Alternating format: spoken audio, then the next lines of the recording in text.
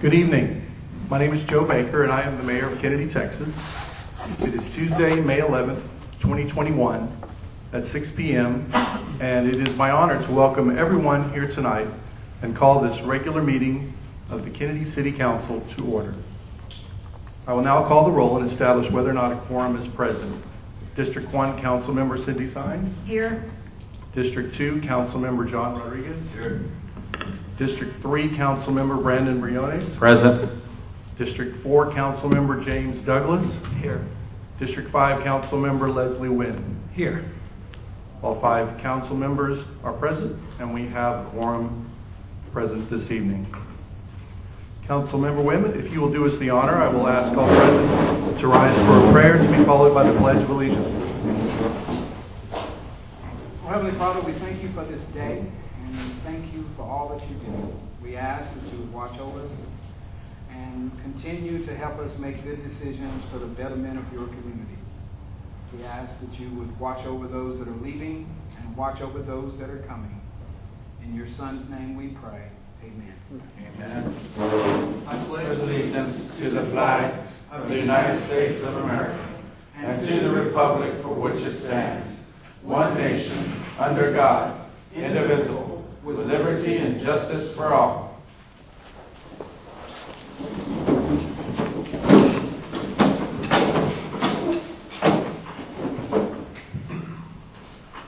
The next item on the agenda is item number 5, citizen comments. Mr. Lynn, do we have anyone signed up for citizen comments? No, sir. Is there anyone present this evening that would like to make a comment at this time? If so, please step forward.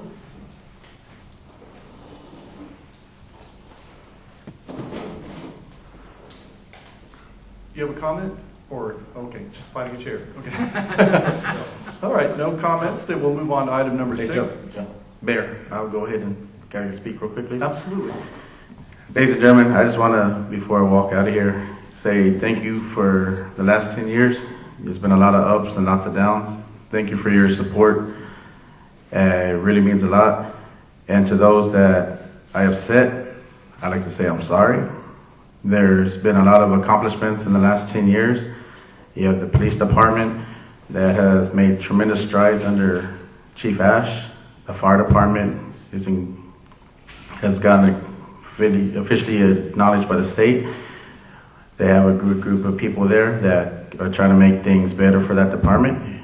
Chief Juan Bryan is trying his best to make things right and keep it going in the right direction. That takes a lot. You got to be open for communication. That's a big thing for just letting the new members of the council are about to take the seats up here. You learn a lot.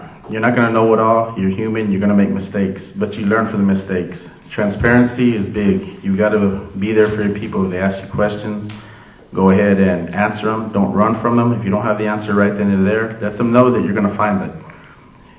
When you start avoiding the people, that's where the issues start and they lose trust in you. So if you can be transparent as much as possible, that's always going to be a good thing. Accountability, you're also going to have to take into thought that you're going to be accountable for a lot of decisions that you make, a lot of stuff that's being done. That's something else you're going to have to answer to. But I feel that the city's making a lot of progress. It's going to continue to move forward. You just got to be open and discuss and communicate. Without communication, that's where things start falling apart, and it takes a lot to build up what you've already lost. And at the same time, that's time lost. And that's something the city of Kenedy can't afford. So I just want to say, I hope everything continues moving forward, and I pray that the city of Kenedy continues going in the right direction and can only get better from here. Thank you, everybody. Thank you, Brandon. Ditto. The next item on the agenda is presentation of certificate of appreciation to Mr. Brandon Briones for 10 years of service to the city of Kenedy as a councilor.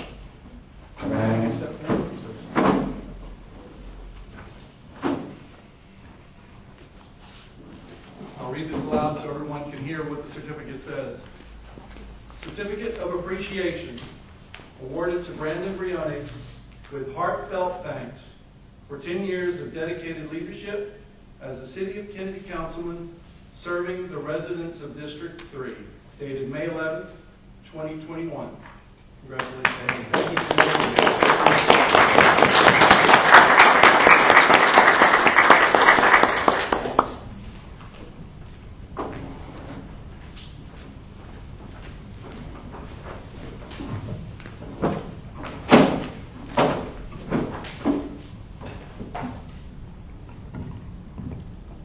The next item on the agenda is item number 7, swearing in of City Secretary Ms. Ruby Bevan.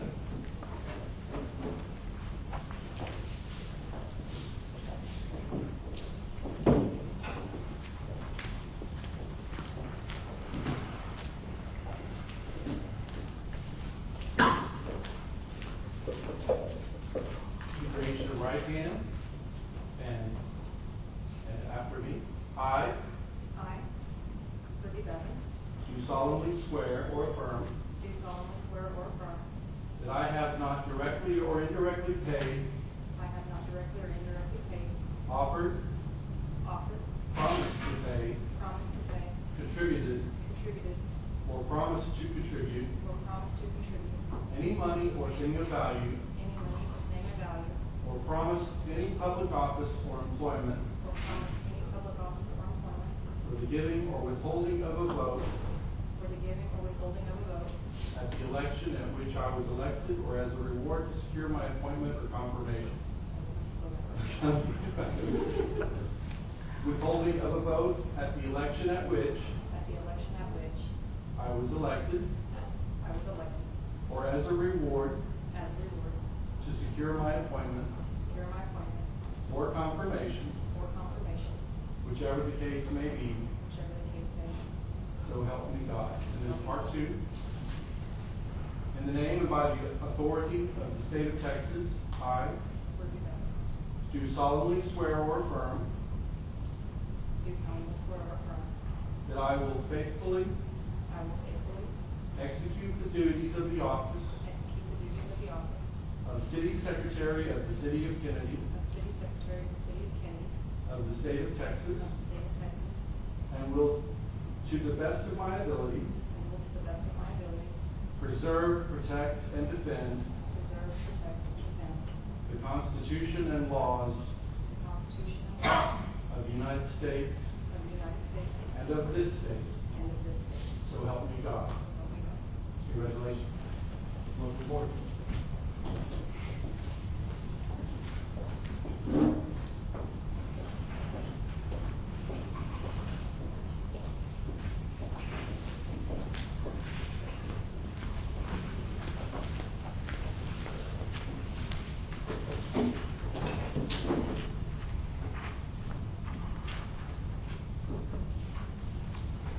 Next item on the agenda is item number 8.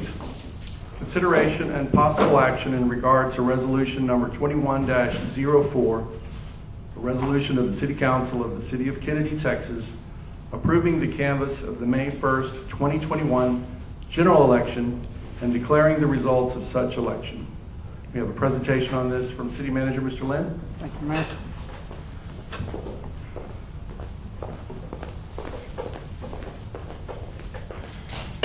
Council, Mayor, residents of Kenedy.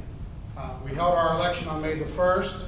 We had the unofficial ballots come in. So tonight what we're going to do is we're going to make them official. City Secretary Bevan has the printout from the election office in Karnes City. We will need 2 volunteers to be her witnesses as she reads and tallies the votes. And Mayor, if I may make a suggestion, that it would be Councilor Rodriguez and Councilor Douglas, since neither one of those were on the ballot. That's going to work fine.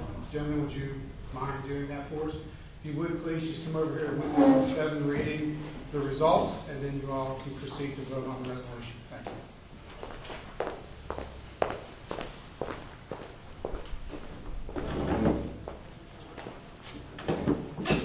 The general election held on May 1st, 2021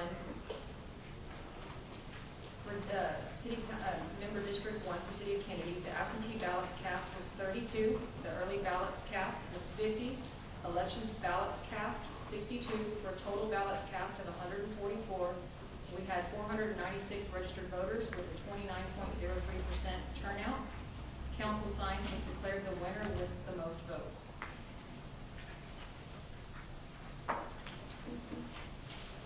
Thank you. Mayor?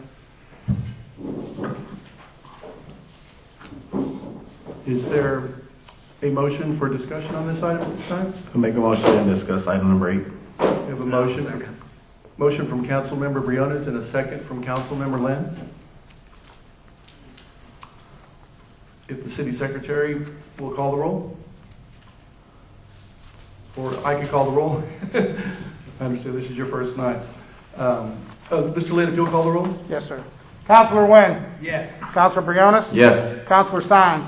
Yes. Councilor Rodriguez? Yes. Councilor Douglas? Yes. All in favor? Motion carries, all voted in favor. Before we move on to number 9, I just want to thank both of these gentlemen to my right, Leslie and Brandon, for your service to the city. It is so much appreciated. And if there's any further that you have to say, Brandon or Leslie, if there's anything you'd like to say, now would be a good opportunity.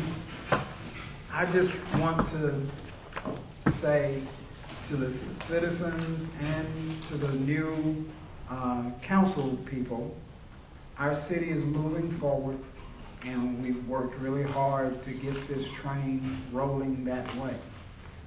Stay on the track, stay on path, and get the things accomplished that we've started. It's all for the betterment of the city of Kenedy. And thank you all for your votes and your belief in me. And I'm looking forward to some grandpa time now. So Good. Well, thank you both for your service to this community. I have a much better perspective on how difficult the job is at 6 months into the job. And I don't know if anybody out in the audience understands what's all involved, but it's more of a calling than anything else. And it wouldn't happen, the city would not keep going the way it goes without the service of people like Mr. Wynn and Mr. Briones. So thank you both for your service, sir. Next item on the agenda is item number 9, swearing in of council district numbers 1, 3, and 5. City Secretary Bevan.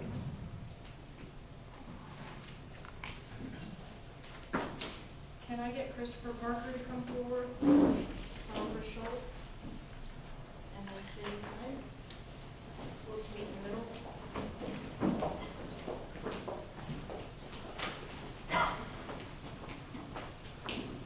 We're going to do the same thing that I did. We're going to leave this wall. We're going to repeat at the same time. We're going to make the signs.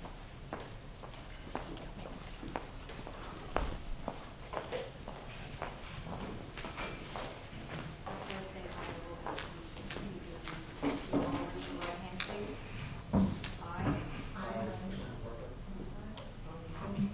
Do solemnly swear or affirm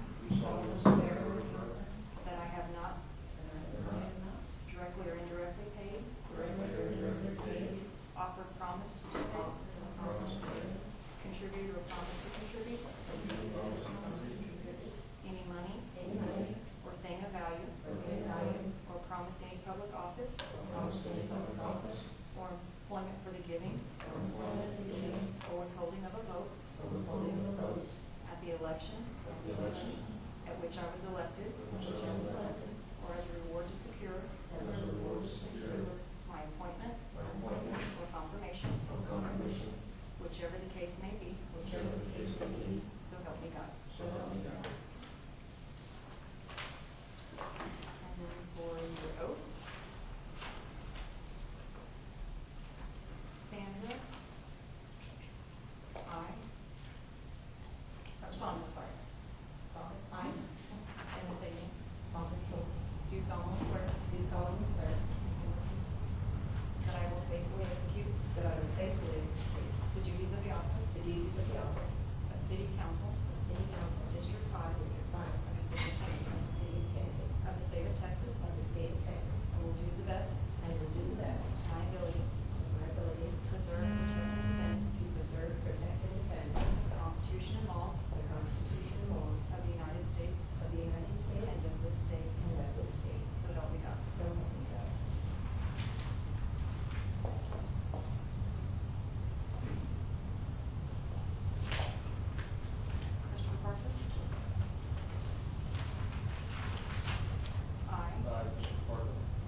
Do solemnly swear do solemnly swear that I will faithfully execute that I will faithfully execute the duties of the office the duties of the office of the City Council District 3 of the City Council District 3 of the City of Kennedy, of the City of Kenedy, of the State of Texas, of the State of Texas, and will do the best of my ability and will do the best of my ability preserve, protect, and defend preserve, protect, and defend the Constitution and laws the Constitution and laws of the United States of the United States and of this state, and of this state. so help me God. So help me God.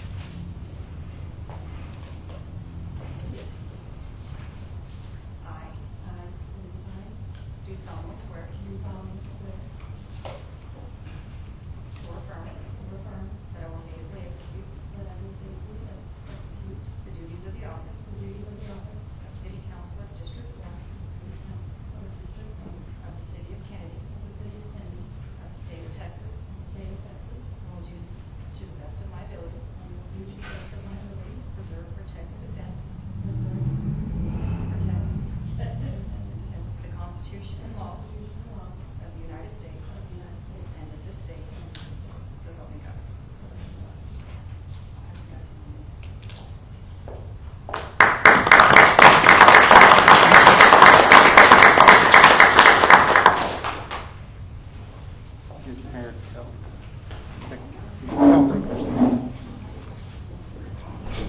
Ms. Sines, Ms. Schultz, and Mr. Parker, you're welcome to join us here at the table. Welcome aboard.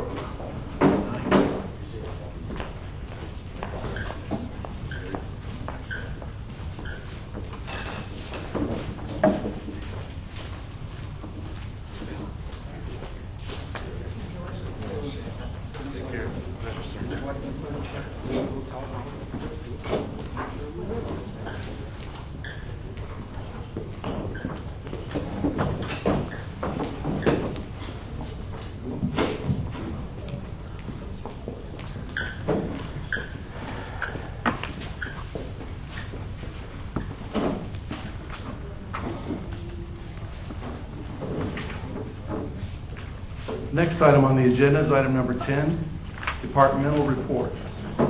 First report is from our Public Works Director.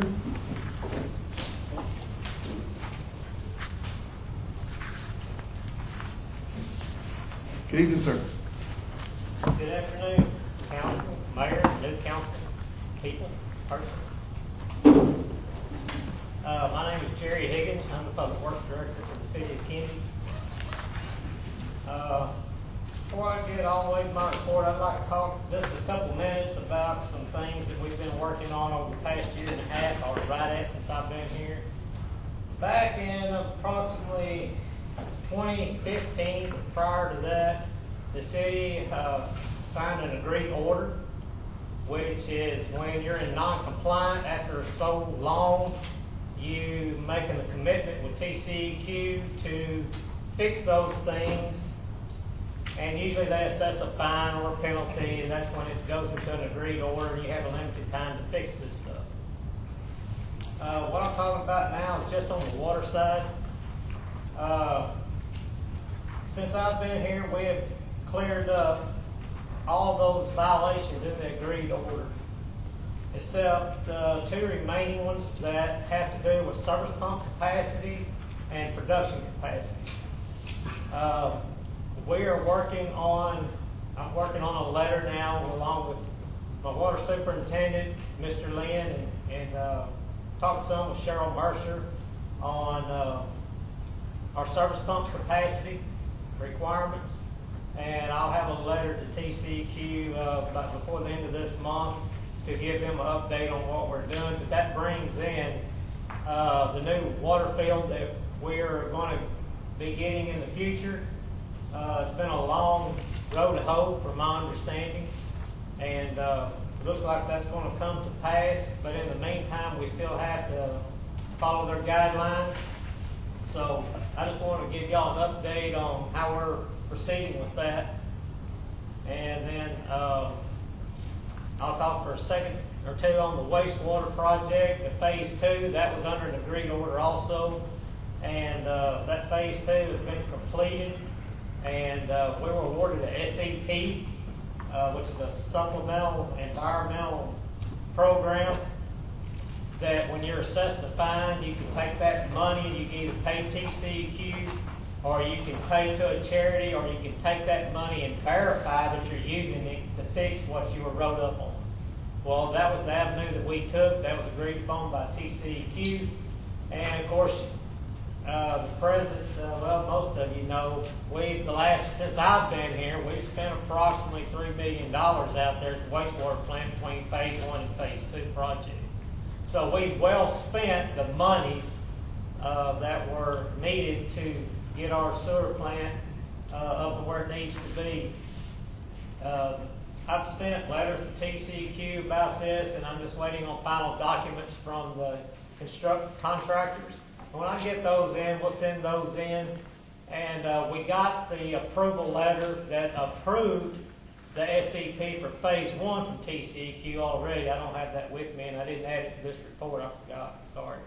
But that was done. They approved that for phase 1. So when we get the other stuff to them, and then we'll get a letter from them, hopefully, if there's nothing else that they want at the time, and then we'll continue to move forward with these projects.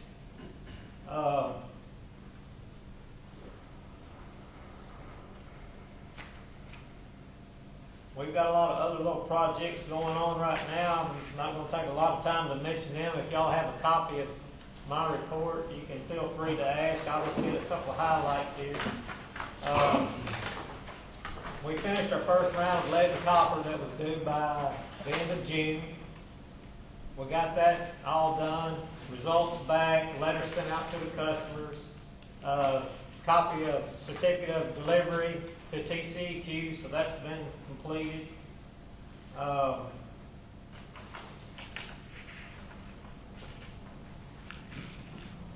know I'm leaving something out. Our WQPs for the first quarter, second quarter have been completed. I'll move on to the water produced for the month was 56.4 million gallons. Our water loss is 2,695,000 gallons. And I just want to mention that water loss number. I know it sounds really high, but a lot of that's due to a faulty meter that we found at the wastewater plant. So, but that's a whole other subject right now. But we've got it changed out and replaced so we can monitor that better. And by the way, just as a FYI, the city has approximately 29 meters that belong to the city that average up to over 2 million gallons a month. That the city, just like City Hall, the fire department, like I don't know, there's about 29 of them. And a lot of this is not part of that because those are metered and it's actually calculated into the consumption report. Wastewater plant had a flow of 35.8 million for the month. We only reported 0.4 of an inch. The water and sewer department completed 981 service orders for the month. I still recommend we stay in stage 2 on the water restrictions. The water numbers every month are staying really consistent, 1.3 million, 1.5, and so we're not seeing any big jumps even as of yet. So everything is running pretty smooth on the water. We had 2 boil water notices for the month, and we had no SSOs reported for the month. And that's all I have at this time.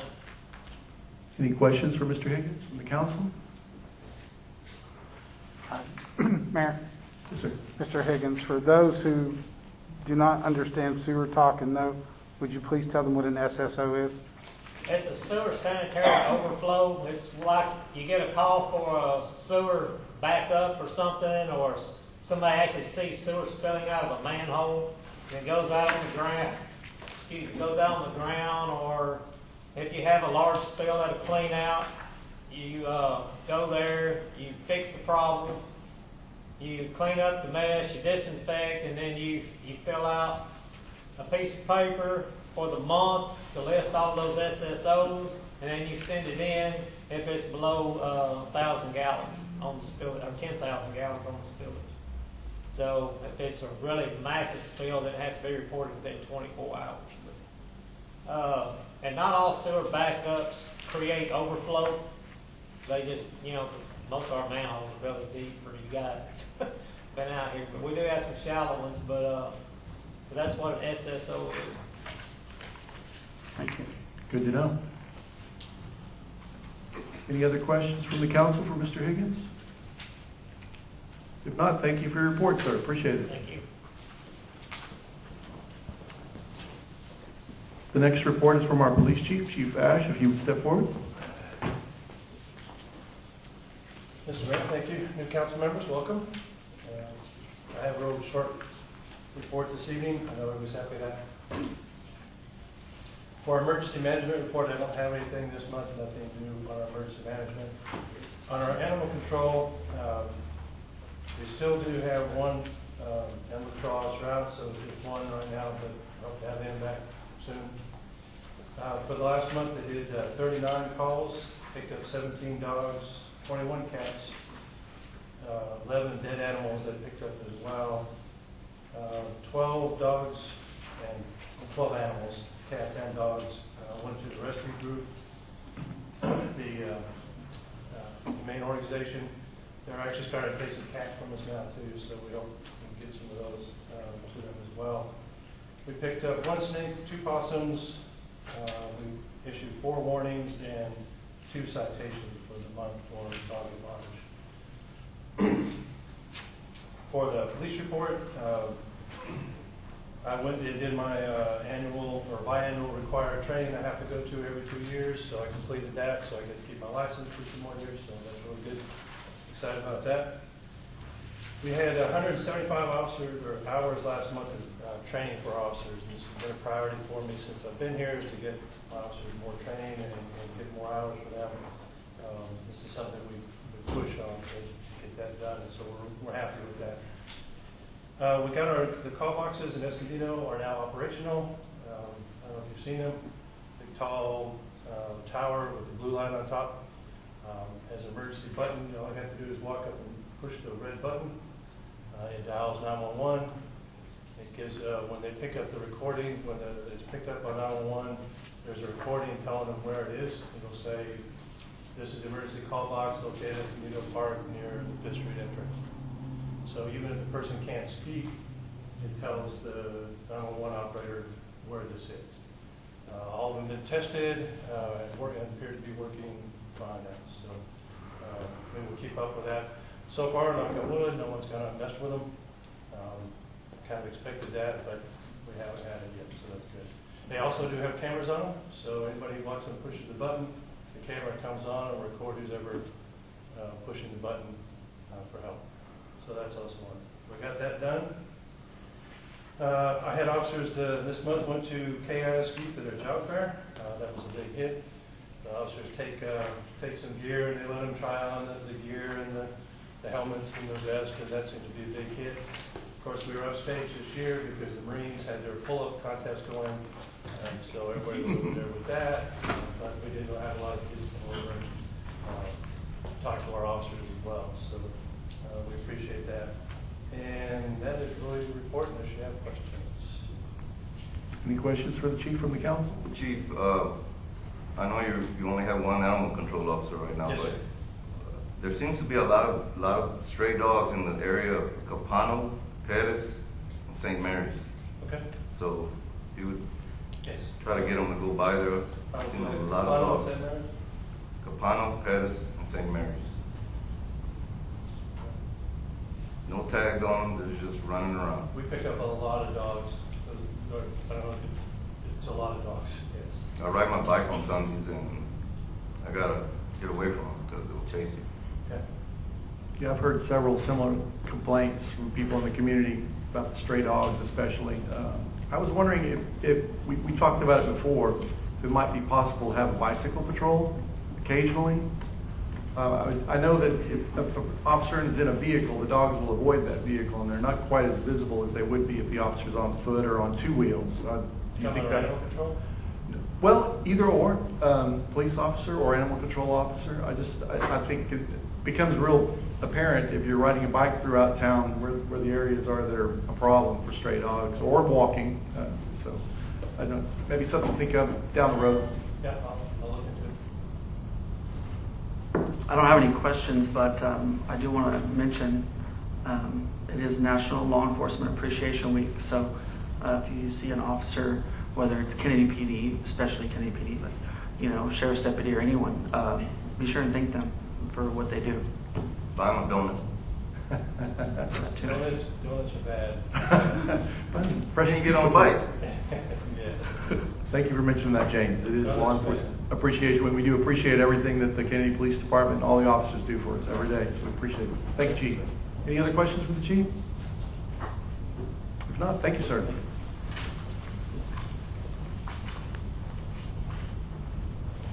The next report under item number 10 is code compliance.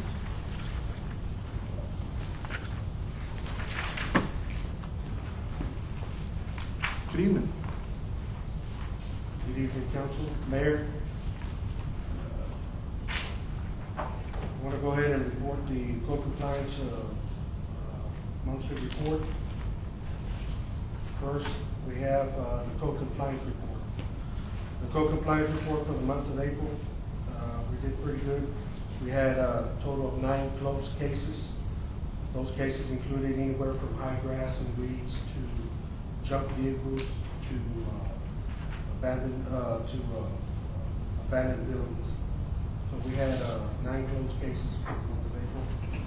We do have 17 open active cases, which also include abandoned buildings, high grass and weeds,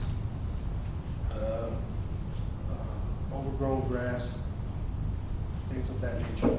So we do have 17 currently cases open for the month of April, for last one.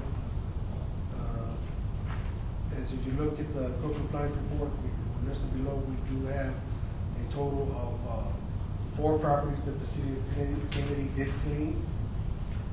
Those are properties that owners failed to clean. So the city went ahead and took initiative to go ahead and clean the properties. The 4 properties are listed there, as you can see.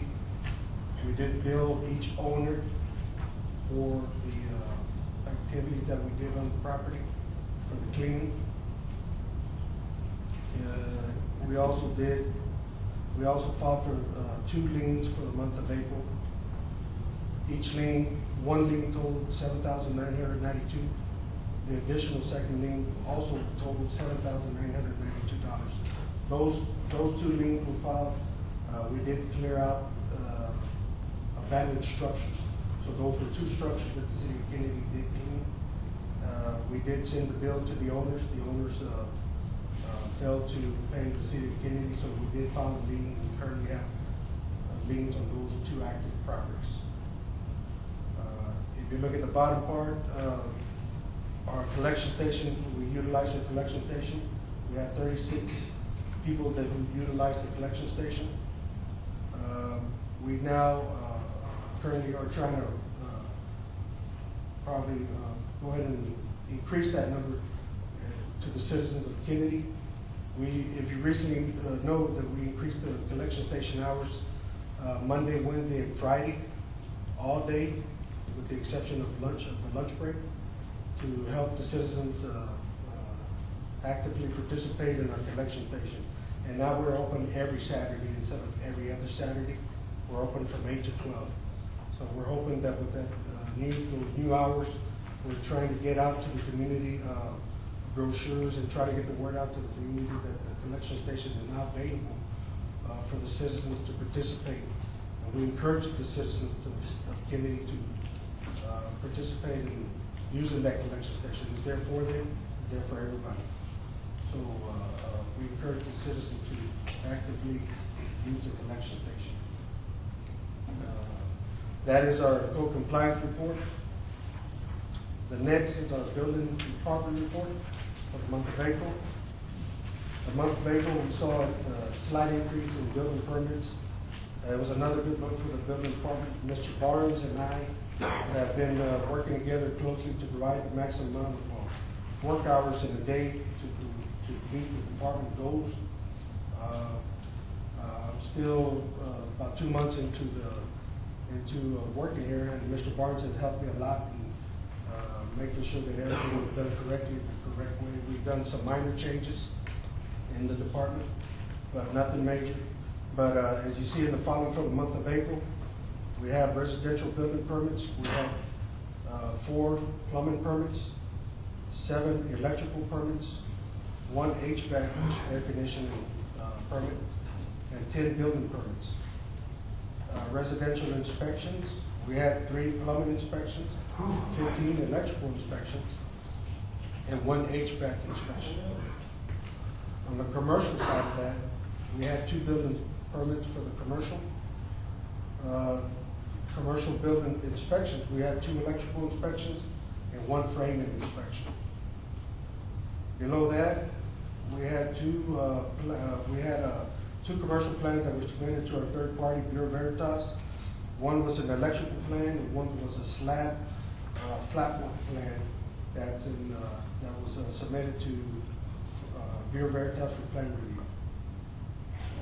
review. The building department issued the following warnings and violations to the residents that were not in compliance with city ordinances. Owners with the property were issued violations, and will have 15 business days to correct the violations.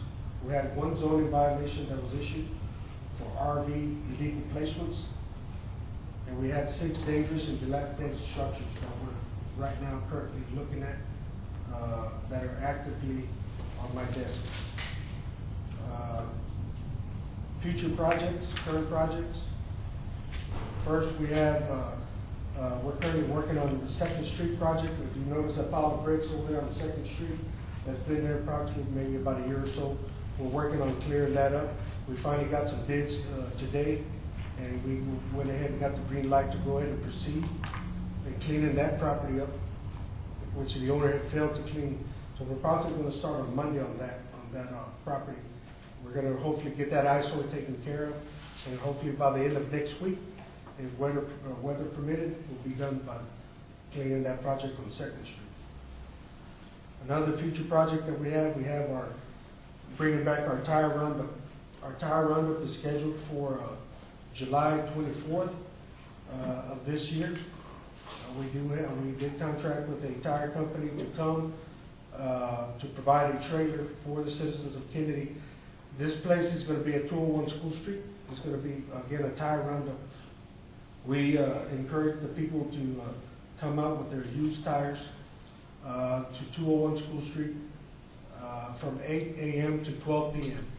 We will be posting flyers in the community, and we will also be posting it in the newspaper, in the local newspaper, to get the word out. We encourage to get the people out to get these tires out of the neighborhoods.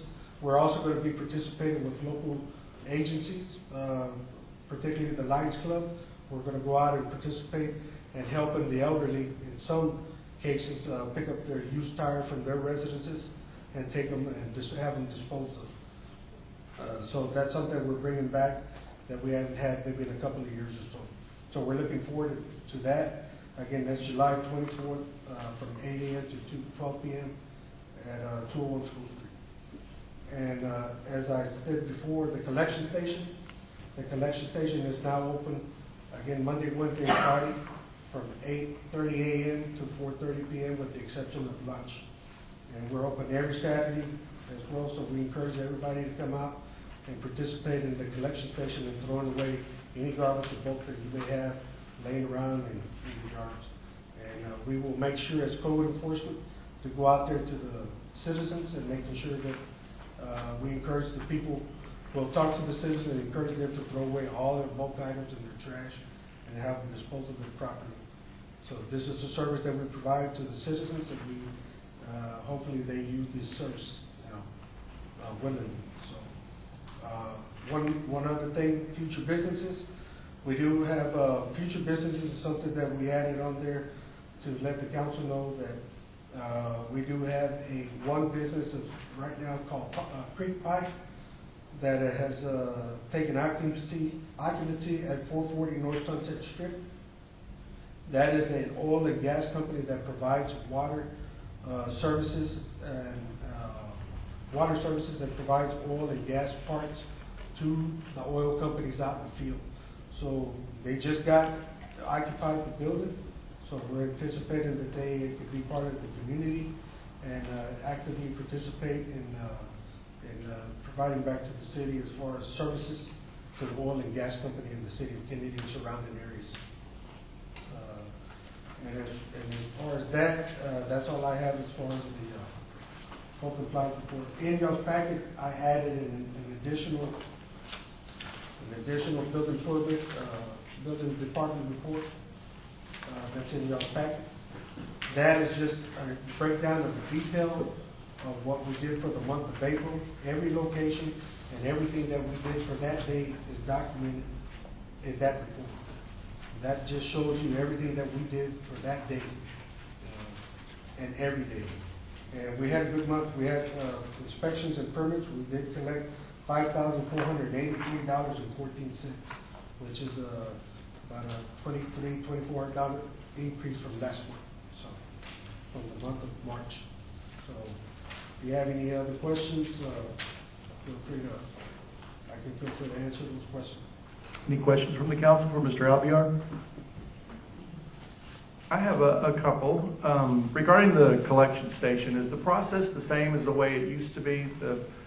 Someone will come to City Hall and get a voucher. They show proof of residency, like a water bill or something like that? Yes, we encourage that the citizens go and they pick up a voucher. You just let the staff know at City Hall that you need to throw junk at the collection station. They'll give you a voucher.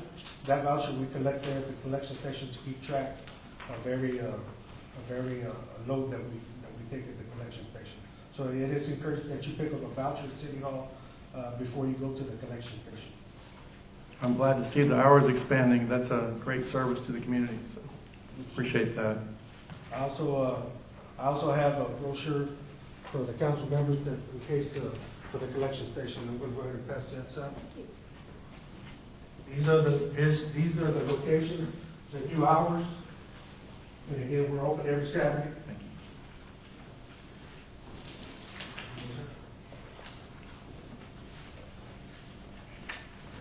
you. So again, we're hoping to get this collection station up and going and trying to clean up the neighborhoods. In order to clean up the neighborhoods, you have to have a place to throw it, as they said. So we encourage the people to come out and support the collection station and get these unsightly items out of their yard and into the collection station. That's a great service. In regards to the tire roundup, that's another, I'm glad to see that coming back. That's a great service to the community, and I'm really glad to see the Lions Club getting involved to assist the elderly or people who need help disposing of some of those items. So that's a big step forward. I had one question about the tire roundup. Is this going to be an annual event? Is that the plan, or? That's the plan. We plan on having an annual event. We may have it maybe more than once a year. In the past, we had it just once a year during the summertime. But if it goes very well and we see that it's in need, we'll probably maybe have it twice a year. We can start that up as well. Any other questions from the council? If not, Mr. Albiar, thank you for your report. Right. Thank you.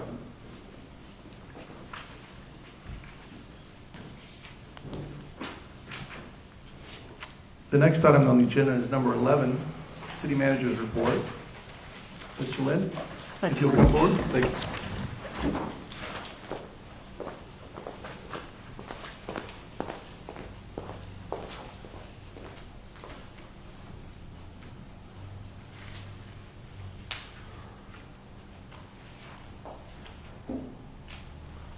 Good evening, Mayor, Council, residents, new Councilor Parker and Schultz. See you here tonight. One little note that I'd like to make before I get started. Mr. Hernandez, our Parks and Street Department Director, is out of town, so that's why I'm presenting his report. Next month, he'll be presenting his report along with Mr. Albiar and Chief Ash and Mr. Pickens in that section. We'll start with staffing. The easiest thing about staffing for last month was we have a city secretary. So we filled that position immediately in the city. These streets, they patched potholes over 13 days. They utilized 91 cubic yards of type D asphalt, patching those potholes. They mowed and trimmed 19 roadways, along 19 roadways in Kenedy. Additionally, they swept streets and they worked on some street drainage, putting some base down, things of that nature, to help some drainage. The street department installed 4 new signs. They removed 1 sign and repaired 5 other signs. They set up, the street department went to the parks and helped the parks team. They set up the hurricane netting at Johnny Bear Arenas Field. They also excavated a 270-foot trench for conduit, and then they pulled 3 strands of number 10 wire for the Arenas Field scoreboard. So for those of you who may not be aware, when we were working on Johnny Bear Arenas Field this year to get it ready for the Little Leaguers, we found out that the scoreboard did not work, and apparently when all the construction at the complex was going on, they cut the wires and they didn't reattach the wires in a proper way. So we had to go back and have to do all this in order to get that scoreboard working for the kids for their little league. So that's why they're out there doing that. They collected 28 trailer loads of brush, replaced 9 trash carts, and delivered a total of 4 trash carts. And then they pulled trash from the city receptacles downtown and around City Hall. So street team stays pretty busy around town doing various jobs. The Parks Department, they cleaned up the trash around Joe Gully and the sports complex, as well as performing sweeping on the complex fields, which they have a little cart that they drive around that picks up the stuff off the turf and it lays back down pellets for the AstroTurf to keep the health of the turf going. They mowed and weed trimmed at the complex in Joe Gully. They watered the trees along the walking trail and throughout the park. They'll be undertaking, either the parks team or the streets team, will be undertaking some repairs on the walking trail. Mr. Garza has brought it to my attention about some cracks in the walking trail, and they're going to be looking at taking care of those as well. Even though that's not in the report there. One of the big things about the parks, if you have noticed or haven't noticed, the lights have been on quite a bit out at the parks recently. We've had several UIL state tournament games going on out there. People are coming from all around to play their state games, and you'll have to forgive me, in baseball and softball, I don't know how it goes. In football, you have your district, you have your regionals, and then you go into the states. So I guess it's the same way with, I'm looking at you because you're a school teacher. There's a bracket, and Okay. they follow the bracket through the playoffs, and eventually, if you're lucky, you make it to the state quarterfinals, and then semifinals, and then finals. Okay, thank you, Mayor. Anyway, so they've been reaching out to us for neutral turf and that. One thing I will say is that Mr. Hernandez is very well connected in this area, and it's something that I really am thankful to have him on the staff with. He reached out. He umpired for over 20 years, and one of the individuals he umpired with runs the, I don't want to say it's UTSA, I probably would get that wrong, but it's the Travel Softball League for the age bracket 10-year-old girls. He reached out to us and asked if we would be willing to do an agreement with him to lock up the complex for the rest of the year every weekend. He's willing to pay whether they play or not. So we're working out an agreement with that. That should come in somewhere right around $10,600 based upon the going market rate for the fields for that particular type of event. So we're moving in that direction with the complex. Slowly but surely we're getting there. So that takes care of the parks report. The fire department responded to 10 calls. One of them was a bee swarm, 3 grass fires. They had 1 motor vehicle accident, and then 1 motor vehicle fire. They had 1 mutual aid assist with Goliad. They had 1 structure fire, 1 trash fire, and they helped with some dust control. They used 4,550 gallons of water. But a couple of the biggest things that the fire department did, and all that's important, but based upon conversations we had, they sent representatives from the fire department to an extrication class in Woodset, Texas. And as a result of that, the VFD now has 6 members that are Tech 1 rescue trainers, which is pretty good for our department. So they're really moving in the right direction, getting the guys training like we talked about. And we can hope that we can get them more training in the future.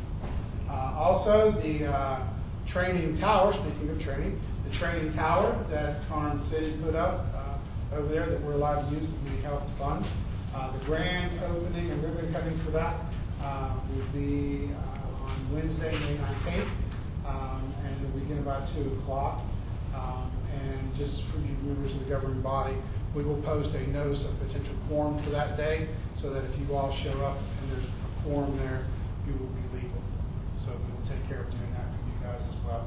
And maybe later in the agenda, Mayor, we can maybe re-mention this towards the end of the agenda in the event section as well. Yes, absolutely. Very good.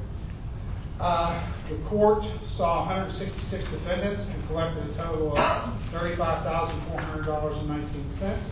The city netted $27,133.43. So that's our portion of the key. So we got to keep quite a bit of that. Regarding the operations, I spoke with Mr. Allman, our auditor. It's his busy time of the year, so he's been kind of inundated with other municipalities needing to get their regular audits done, so he hasn't had time to move much more forward on the forensic audit.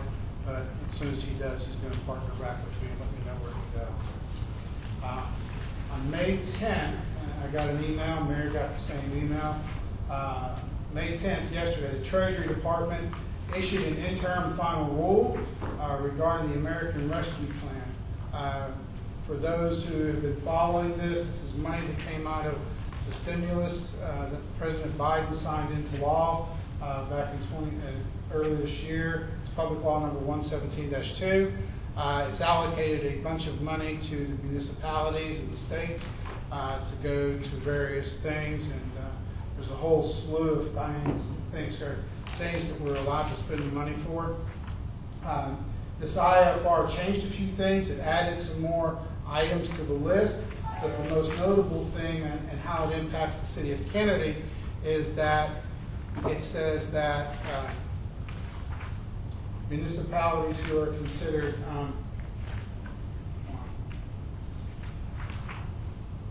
non-entitlement cities will not get their first disbursement until June. And what a non-entitlement city simply means is that we get our federal funds through a state agency.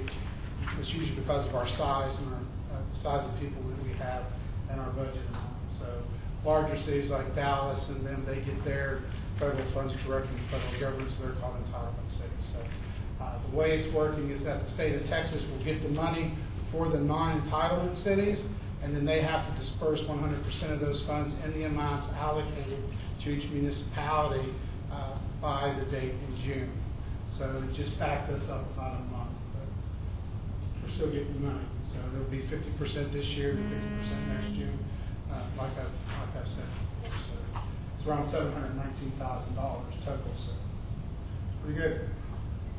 One of the things that we're doing is with COVID, we did some moving around some things. Some of you may remember last year the City Council took the Mayo Fest and moved it to Labor Day weekend. And we were going to try to do it as the Kenedy Music Festival, Labor Day weekend, but COVID still kept us from being able to gather, so that got shelved at that point in time as well. But we kept the money in the budget for this year just in case. Well, things really hadn't cleared up in time for us to make all the arrangements to do anything in May. One of the big things that we thought was that we wanted to have 2 to 3 events a year to draw people to Kenedy, with the Blue Bonnet Festival and the Mayo Fest, and then Christmas in Kenedy. And so we wanted to kind of split the year up. So we're still looking at doing like a Kenedy Music Festival at Labor Day weekend.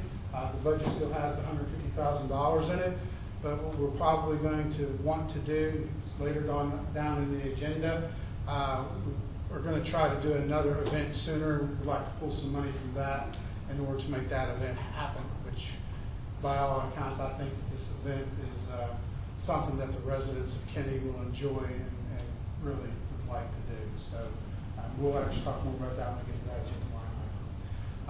agenda line.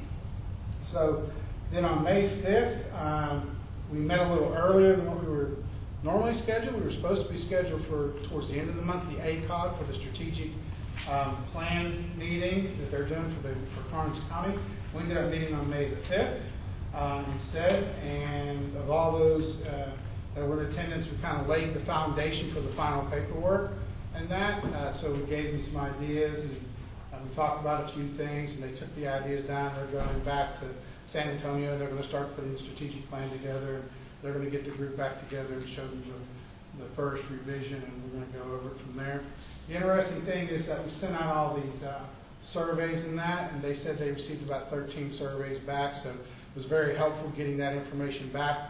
That became very paramount to some of the things that were identified as needs and strengths and weaknesses and directions that the county wanted to go. So just wanted to update you guys on that.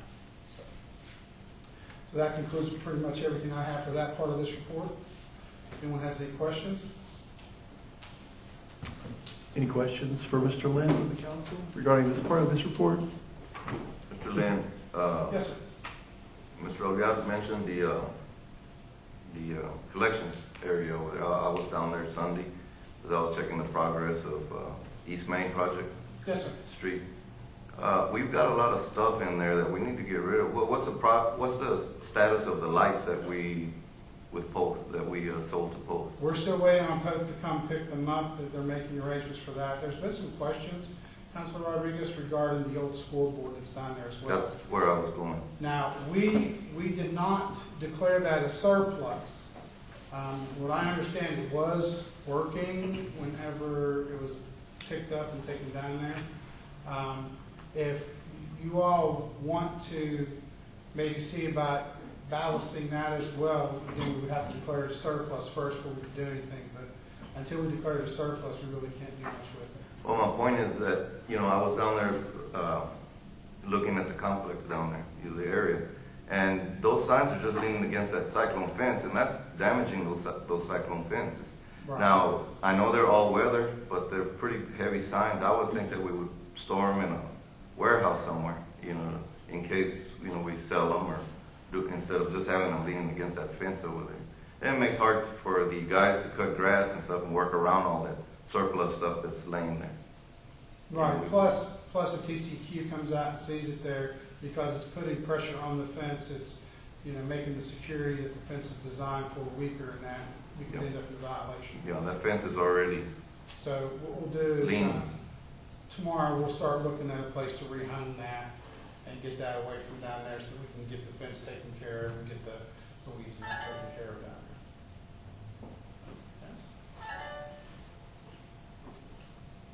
there. Any other questions for Mr. Lynn on this section of the report? I have one, Mr. Lynn, regarding the playoff games that you mentioned earlier. Yes, sir. Is the city compensated in any way by UIL or the participating schools, or how does that work? Good question. I learned how this would work from Mr. Hernandez. So what happens is we set a fee, and we tell the schools what the fee is. And the way it works is that we get paid. We are first paid on this. So if we tell someone in bracket, say quarterfinals, that we're going to charge them $1,200 for use of the facilities, the gate comes in, and the first $1,200 belongs to the city of Kennedy. If the gate doesn't cover the money that they charge us plus the umpires, then we send an invoice to the home team, and then they have to write a check to the city of Kennedy. So that's kind of how that works for the compensation.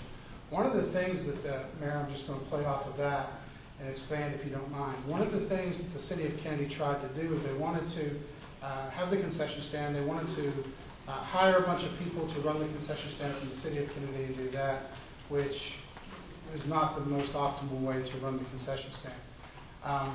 Mr. Hernandez found a different way, which is much better, and I like it, but now it's transformed into something that I really even like even better, and it's transformed into we're letting the Little League teams, the Little League group, and the high school boosters run the concession stand. They get to keep all the concession monies. That way they can take the monies they make from the concession stands and they can turn it back into their organization. So it's kind of a win-win-win all the way around. We're helping our boosters, our teams, our kids by letting them do this at the concession. So we're kind of just stepping away and not taking any concessions. So. Is that going to be good for other organizations? That would be good for any organization that would like to run the concession stand. Yes, ma'am. The main one that I'm always concerned about is Little League. We don't charge Little League, right? For using the field, because Little League is where it all starts. Right, And yes. we charge them, I've made that very clear that we are not charging our Little League for anything. And we also no longer charge the schools, correct? That is correct. We do not charge our schools. I see no reason to charge our kids to play on something that's owned by our residents. Do we know what we're gonna be charging in the future for the games you were talking about? Now, these other games, it's really not it's not extravagant as people would think. The going rate on the market is usually between $100 and $200 a field per day. Yeah, it's not really as much as you think for the travel teams. So we're going to kind of stay with that. We've kind of got this gentleman locked in because he's willing to do a long term and he's willing to pay whether or not they play or not. That was a big kicker. We went down to $75 a field per day for him. But what about the UIL games? The UIL games, yeah, that ranges. Right now, we're hitting the sweet spot of about $1,200 a game. So. And for private teams, what's the process for booking the complex? They go through Mr. Hernandez, or? They would need to go through Mr. Hernandez to book the complex. Okay. Do we have a ballpark figure of how much revenue the facility's generated to this point? It's probably still very small. Right? It's maybe a couple $1,000. I haven't put pencil and paper just yet on that. Okay. So. Any other questions for Mr. Lynn on this section before we move on to the next section of the report? If not, then Mr. Lynn. Okay, thank you, Mayor. Okay, so before I really dive into this, I need to kind of explain something for those who may or may not know.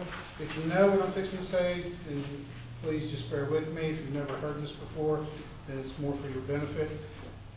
There's many ways to run the finances of a municipality. The most common way is what they call fund accounting. And fund accounting, what that means in its pure sense, is that in your back office system, you have all these funds with all these line items. And you allocate dollar numbers, or you allocate numbers to each of these line items in each of these funds. And what happens generally is that you have one bank account, and all your money comes in and goes into this one bank account. So you pay your bills out of this bank account, and then you take whatever you're paying and you credit the fund that it came from. And that's how you get things working in the municipality and fund accounting. I have never, ever been a proponent of a single bank account, ever. It is, in my personal opinion, in my professional opinion, it is a harbinger of potential fraud. When you only have one bank account, things get lost in the shuffle. Even though you're allocating things in the back office and it looks good, that bank account is not the truest number it could ever be. I say that because I've been slowly trying to move things in the city to where we have more accountability and more transparency of where our dollars were being housed and what accounts they were coming out of. Not fund accounts, but checking accounts. Case in point, with COVID and everything else going on in the city, and then all the other things we've had to go on, the one thing that I have had not a lot of oversight on was that particular area. And as a result of that, what I found out recently was that our INS portion of our taxes, so when you pay your property taxes anywhere you live, you pay two portions, an M&O and an INS. And on the city side, the INS, interest and sinking, is what you're supposed to be able to pay your debt down with. The INS portion of the taxes for the city of Kenedy was not getting put into the INS bank account at Texas Champions Bank on a consistent basis like it should have been. Back in May, we had almost $1 million of bonds come due, including the bond money for the complex. We should have had enough money in that INS account to cover the majority of those bonds. We did not. When I was made aware of this, we had to transfer $500,000 from our general fund tax pool account into our pooled cash account in order to pay our bonds so that we can meet our bond payments for the city of Kenedy. Okay? Ms. Murphy and I sat down and I laid this out very clearly to her how this is going to happen going forward. We're going to take the INS portion of the taxes when they come in. They're going to go to the INS checking account. No questions, no nothing. It gets paid first. Every year when we receive our check from the 4B, rather than putting that 4B money into the general fund, which is the way this was designed originally, is that the city of Kenedy would write the check, 4B would give them a check in reimbursement, they put that check into this pooled cash account, and then you can pay your bills from that. We're going to take that check, we're going to put it in the INS account and save it for the bond payment next year. So we're going to bulk it up. So in essence, what we're going to do is we're going to make the 4B pay the bond payment every year by taking the money and putting it in the INS and not touching it. One thing we need to understand is that dedicated funds in a municipality are exactly that. They're dedicated. You cannot spend them for anything other than what they're dedicated for. And that is why a pooled cash account is such a horrible thing. I've seen this happen too many times. So I'm telling you all this because as we go through these financials, there is a little difference. You know, Mary, I know you noticed it. I know Councilor Rodriguez noticed it, and Councilor Sines noticed it, and Councilor Douglas noticed it. But it did go down to about $500,000. I need to explain this is why we did that. Okay? Because we had to pay these bond payments. Now, as of tonight, we're okay. We still haven't got our check for B yet. But that's a different story, and we're working on that to get that taken care of. But this is what we're doing going forward. So I need to make sure that we're all on that page. You guys understand. We found an issue. We corrected the issue right away. We're not going to let this thing sit. So going forward, we're going to be in really good shape come next May. Okay? So as we start looking at this, we look over the left-hand side, the available liquidity. You see that general fund is down to $3.689 million. The hotel motel tax is still at $2.225 million. Water and sewer is still at $853,000. And then the parking fund is still at $2.449 million. Okay. So the total in tax pool is $9.217 million. The cash in bank on hand at the time of this was $1.4 million. That did include almost $1 million in a bond fund that we set aside for the East Main project. So that's why that number's elevated like that. The total liquidity for the city of Kenedy was $10.619 million. That gives us 6.81 months of bills that we can pay. And if you all remember from Mr. Allman, when he was down here, he said we're really only in 3 months, but I have tried to keep this thing at 6 months, so we're still in really good shape. Our revenues for the general fund were $363,643.71. Our revenues for the water and sewer were $702,530.96. The water and sewer fund is outperforming the budget, whereas the general fund is creeping up, but still underperforming the budget. And again, that all came from the writing of the land purchases. We're trying to look at about 58.33% of the years where we're at. For those of you who have never been through this, those numbers are 32.2 and 59.82 respectively. So just I guess for y'all's benefit, just so that y'all would know, on the revenue side, whenever you're pegging towards your percent of the year at 58.33, if that revenue percent number is higher than 58, it's good because you're taking in more money than you budgeted. It's when it's lower than that number, it becomes a problem. Okay? And then it flips to the opposite. On the expenditures, if the number's higher than your peg, you're not doing a good job. You're spending more than what you budgeted. If it's lower, you're making money. So when you get down into the expenditures, the general fund is at $651,009.48. Again, we have the land purchases, which weren't in the original budget. So we're at about 73.66%. We back out over $4 million or so we put in land. That number comes in where it's performing. You have $605,577 that was spent in water and sewer. We're right around 49.28%, so it's really outperforming the budget. Really good there.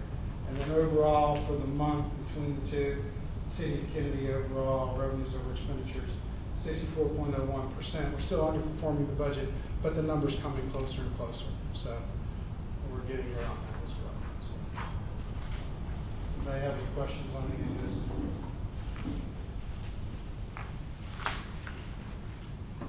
Any questions for Mr. Lynn regarding this? Thank you. Thank you, Mr. Lynn.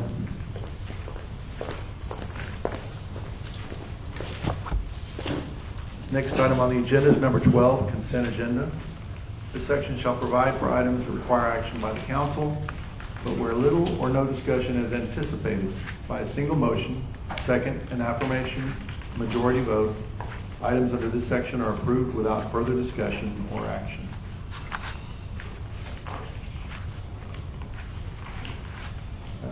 Has everyone had an opportunity to review the minutes and the financials that were in the packet?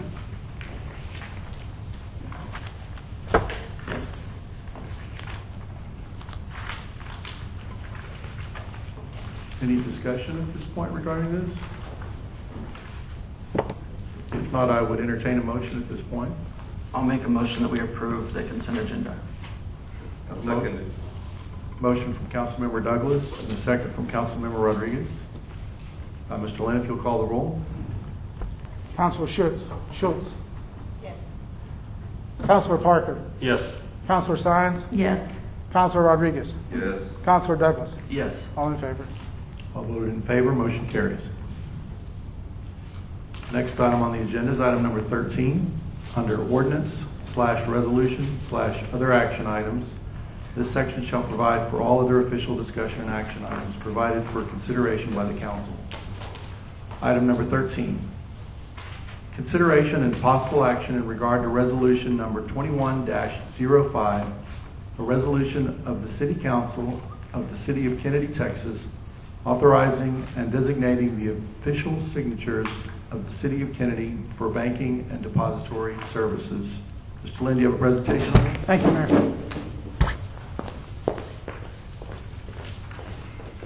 Okay, so anytime we have a change in members of the governing body, you have to update your list of signatories that's approved with the bank. And given the fact that Districts 3 and District 5 were very integral in this, we definitely have to make sure we get this taken care of as soon as possible. We have dual signatory authority, so we can't cash checks or pay bills without two people signing. So that's what we're doing tonight with this. And there you go, Mayor.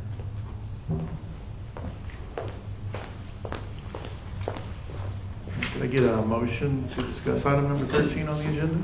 I'll make a motion to discuss agenda item 13. I'll second it. I have a motion from Councilmember Douglas and a second from Councilmember Rodriguez. Any questions for Mr. Lynn on this or any discussion?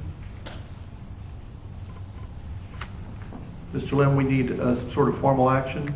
Yes, we have to actually pass this resolution. If there's no further discussion, I would entertain a motion at this point. I'll make a motion to approve Resolution 21-05, a resolution of the City Council of the City of Kenedy, Texas, authorizing and designating the official signatures of the City of Kenedy for banking and depository services. I'll second that. We have a motion from Councilmember Douglas, a second from Councilmember Sines. Mr. Lynn, if you'll call the roll. Counselor Schultz. Yes. Counselor Parker. Yes. Counselor Sines. Yes. Counselor Rodriguez. Yes. Counselor Douglas. Yes. All in favor? All voted in favor, motion carries. Next item on the agenda is item number 14, consideration and possible action in regard to having a movie in the park celebration on July 2nd, 2021, to include a drive-in movie, a DJ, food truck cuisine, and possibly a fireworks display, and authorizing all expenditures relating to the event to be reallocated from the MyoFest line item. The presenter on this is Chief Ash. Chief, you can come forward. Can I say that first? No, we're good.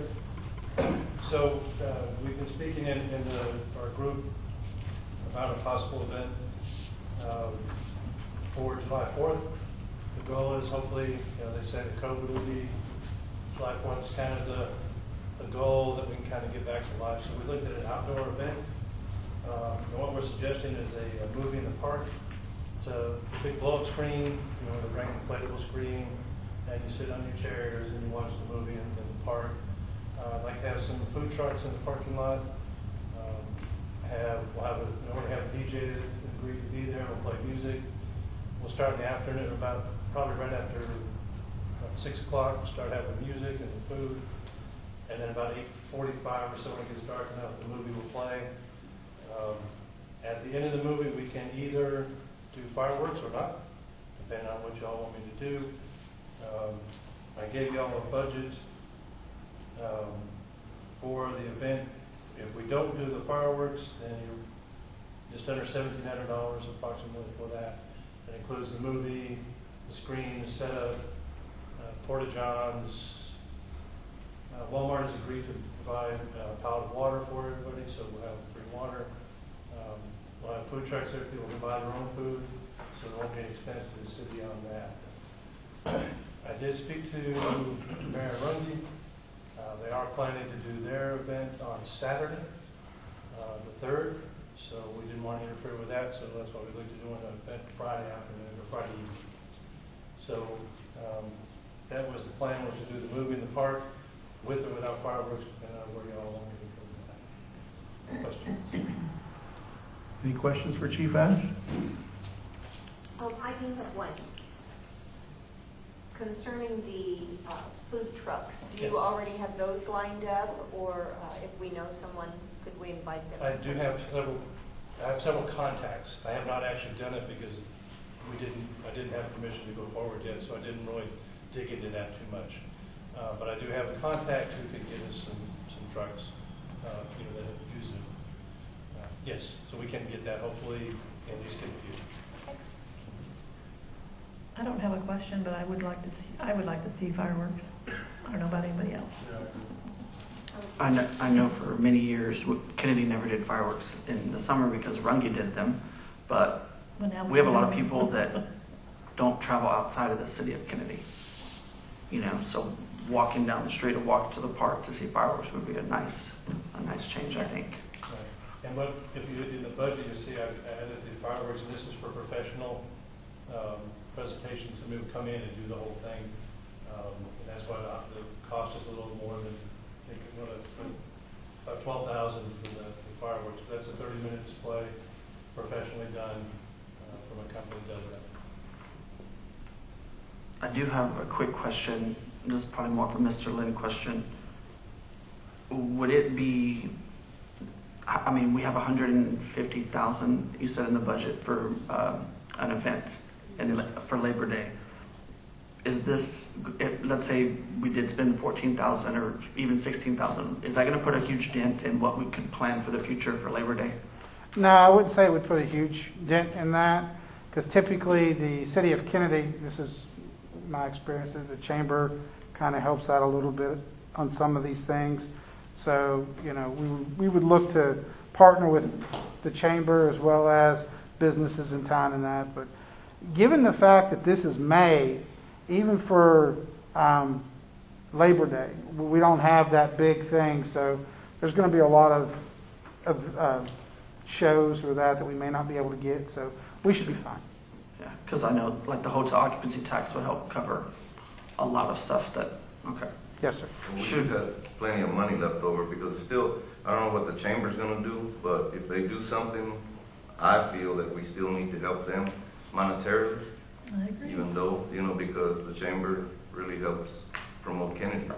I agree. So, if it's financial, that's where we need to help them.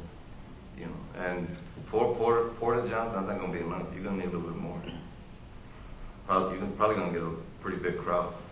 Oh, porta-johns? Yeah, probably have to. I have no idea. There's already several out there, and my hope is that the restrooms will be done by then out there. Yep. We're kind of hoping they will be. Yeah. There's talking about the end of June, so they may be open as well. So between the ones that are there, add some more, and then hopefully the restrooms out there. So that's very important. When you got people gathering, they want to be able to use the bathroom when they need to use the bathroom. Right, and the company that we're using, I get more. I did 4, but we can add more if we think we need to. No problem. Did you have a specific location in mind for where the screen would be set up? Yes, if you look, I don't know if you have the pictures I sent, which we took with our new drone, by the way. It's kind of hard to Like visualize Xerox it. photos, yeah. Yes, they kind of got dark on the copies. But if you look, kind of, you know where the pavilion, the gazebo? Yeah. So you have that grassy area there between the two fences, or between the two sidewalks. Kind of thought we would put it on one end of the long way. But if we get out there and look, we can always move it this way. I don't have an exact spot for it, it's just kind of in that general area. And then that's close enough that you can have your food trucks in the parking lot and walk back and forth easily. You don't have a long walk. That makes sense because that's where the New Year's Day fireworks used to happen, in that same area, correct? Yes, and if we do them based on this one, we'll set up probably in Johnny Bearfield. The fireworks will set over in that area, so they can kind of be secured away from everybody else. And if you're sitting out in the park, you're going to be right there. It's going to be very bright and clear. I like the idea personally. I think it's time for us to have a fun family event again for the community. Of course, the Christmas event that Mr. Lynn, the city staff put on was wonderful, but gosh, that was a long time ago now. And so I'm glad to see us moving more towards normal. So I like the idea personally. Any further questions or discussion? Considering that we haven't had an event in a while, I anticipate this being a fairly large event. I think we need to increase it a little bit. Yeah, that's what I was thinking too. 14,000. Would it be wise Just to? in case we need other things. I would say that when you make the motion, you don't need to attach a dollar amount to it. Just say all expenditures for the event, and then we can make it. We can go from there. And leave it open-ended. Keep it open-ended, and then Chief and I will make it very reasonable. I just wanted to give you an idea of what it would cost. In terms of staffing the event, will it be city personnel? Yes, so of course the police will handle all the traffic in and out. I've already talked to Mr. Hernandez, the city with the parks, his people will help. I'll get some other volunteers, hopefully from the city secretary staff as well, and some other people. It'll be a team effort then, similar to the Christmas event. Right, yeah, we should be able to pull that off. Would we need? Would we have enough law enforcement on our own for security, or are we going to anticipate hiring? No, we should be fine. I've already put that out to my people. Don't even ask for that day off. Just fine to be here. So, yeah. Any further questions for Chief Ash or discussion on this?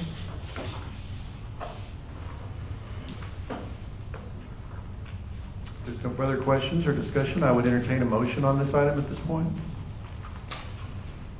I'll make a motion to approve the Movie in the Park celebration on July 2nd, 2021, to include a drive-in movie, a DJ, food truck cuisine, and possibly a fireworks display, and authorizing all expenditures relating to the event to be reallocated from the Mayo Fest budget line item. I'll second. We have a motion from Councilmember Sines and a second from Councilmember Parker. Mr. Lynn, if you'll call the roll. Councilor Schultz? Yes. Councilor Parker? Yes. Councilor Sines? Yes. Councilor Rodriguez? Yes. Councilor Douglas? Yes. All in favor? All voted in favor, motion carries. Thank you, Chief. Looking forward to it. That sounds like a lot of fun.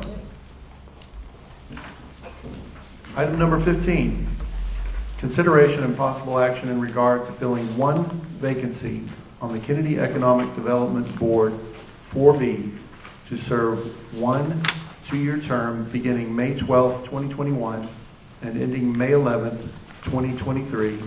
Appointees to be considered are Ms. Amanda Hines, Mr. Demetrio Garcia, Mr. Don Staggs. I'm sorry, let me, quick correction there. Mr. Demetrio Garcia has withdrawn his request to be considered for this. So instead of, let me begin again from that part of the agenda item. Appointees to be considered are Ms. Amanda Hines, Mr. Don Staggs, Mr. Alberto Valderramos, and Mr. Danny Obaye. Before we move forward on this, Councilmember Douglas had a suggestion about the way in which we go about making these appointments. I think it's a good idea, and I spoke with Mr. Lind about it. He also agrees it's a good idea, but we thought it would be a good idea to run it by the whole council first before we move forward in that way. In the past, the way we've handled these is we would take them name by name, item by item, one name at a time, and read the single name, and then we would open up for motion or a second, and then a vote. But Councilmember Douglas suggested that we read the entire list of names as one, and then just open the floor for motions at that point. Would anybody here have any objections to doing it that way instead? It sounds like a good idea to me, and I think the issue was that it kind of gave preference to whoever happened to be listed first, or at least kind of felt like that was a possibility. So that the idea that James suggested is to make it a little more equitable, a little more fair for all the candidates that way. So, no objections? If not, then we'll move forward that way and continue until we decide to do otherwise. So. Can we do that, Madam Attorney?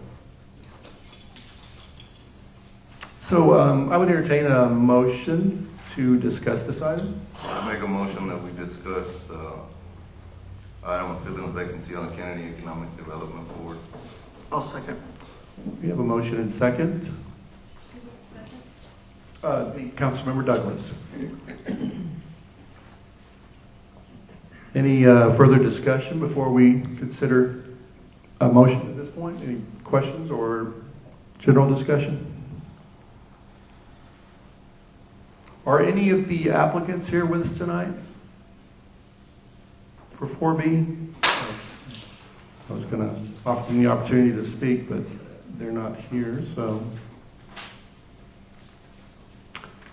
if there's no further questions or discussion on this, I would entertain a motion. I'll go ahead and make a motion that we appoint Mr. Don Staggs to fill the opening on the Kenedy Economic Development Board to serve one 2-year term beginning May the 12th, 2021 and ending May 11th, 2023. We have a motion from Councilmember Rodriguez. Is there a second? I'll second that. We have a second from Councilmember Sines. Mr. Lynn, if you'll call the roll. Councilor Schultz.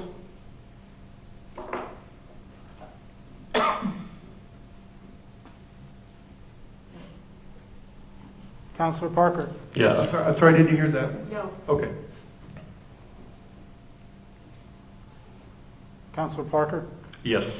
Councilor Sines. Yes. Councilor Rodriguez. Yes. Councilor Douglas. Yes. 4 in favor, 1 opposed. 4 voted in favor, 1 opposed. Motion carries. We welcome Mr. Staggs to the 4B. Next item on the agenda is number 16, consideration and possible action on selecting an engineering/architectural firm for engineering and architectural services to be performed. Mayor. Thank you, Ms. Long. Did I skip? Oh, I'm sorry. Yes, sir. Skip right past number 15. Sorry about that. Apologies, everybody. No, sir. We are on consideration and possible action in regard to appointing 2 counselors as representatives to the 16. Creek. Escondido. I'm working from the original agenda, it looks like. Yes, sir. The one that's stapled, I gave. There you go. Yes, sir.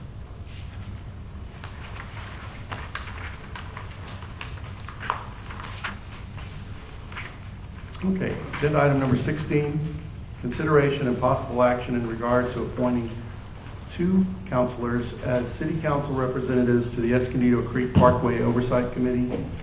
Appointees to be considered are Ms. Cindy Sines, Mr. Chris Parker, Mr. James Douglas, and Ms. Sandra Schultz. And I have one name to add to this. I didn't hear from her until just 2 days ago, but also to be considered is Ms. Lucille Matthews. So it's kind of a good problem to have so many people willing to serve on this important committee. Can I have a motion to discuss this item? I'll make a motion to discuss item number 16. I'll second. I'm sorry, I got ahead of myself once again. Okay. Yeah, what we need in regards to this is 2 representatives for the city. the San Antonio River Authority reached out to me, and these are important committee positions, and they need 2 representatives to represent the city. And Mr. Lynn and I discussed it, and we thought it'd be appropriate for 2 council members to serve in that capacity. So, any questions or discussion at this point? Mayor, Yes. I would like to make the recommendation to the city council that since we're doing someone's making a motion, not reading a list for this, that we take it one at a time. Don't nominate 2 people, nominate 1, so that the potential nominee can abstain from that potential nomination. Okay. Yes, well, I discussed this with Mr. Lynn earlier also. It's important that since it's council nominating council members need to abstain from either making a motion to nominate themselves or to second a nomination of themselves or to vote either way in regards to their own nomination. Just to clarify that for everyone. I'm not sure we've been down this road before. So considering that, we'll go name by name, Mr. Lynn? That would probably be the best way to go, yes, sir. Okay. The first name on the list is Councilmember Cindy Sines. Is there a motion? I'll go ahead and make a motion for Cindy Sines. We have a motion from Councilmember Rodriguez. Is there a second?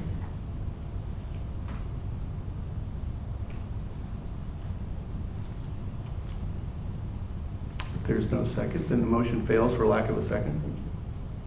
The next name on the list is Mr. Chris Parker. Is there a motion? I'll make a motion to nominate Chris Parker. We have a motion from Councilmember Douglas to nominate Mr. Chris Parker. Is there a second? I'll second. We have a second from Councilmember Schultz. Mr. Lynn, if you'll call the roll. Councilor Schultz. Yes. Councilor Parker. Can I vote on the? No, you have to. If you're going to abstain, you have to say abstain. Oh, I abstain. Excuse me. Councilor Sines. Yes. Councilor Rodriguez. Yes. Councilor Douglas. Yes. All in favor? Motion carried, all in favor with 1 abstention. We have 1 other position to fill as a representative for the city. So we'll move on to the next name, Mr. James Douglas. Is there a motion?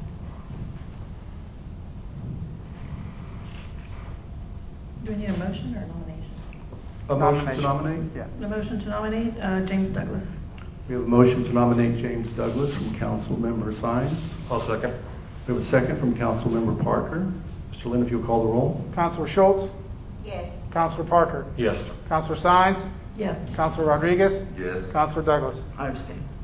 All in favor, 1 abstention. Motion carried, all in favor with 1 abstention. Moving on to item number 17. Consideration and possible action in regard to appointing 1 Parks and Recreation Board member to the Escondido Creek Parkway Oversight Committee. Appointees to be considered are Ms. Suzanne Nunez, Ms. Alicia Sandoval, Ms. Melissa Garcia, and Mr. Randy Garza, and there's 1 additional one to be considered that's not on the agenda, Ms. Lucille Matthews. So we have a total of 5 candidates, and it's only needed to select 1 candidate to serve as a representative of the Parks Board for the Escondido Creek Parkway Oversight Committee.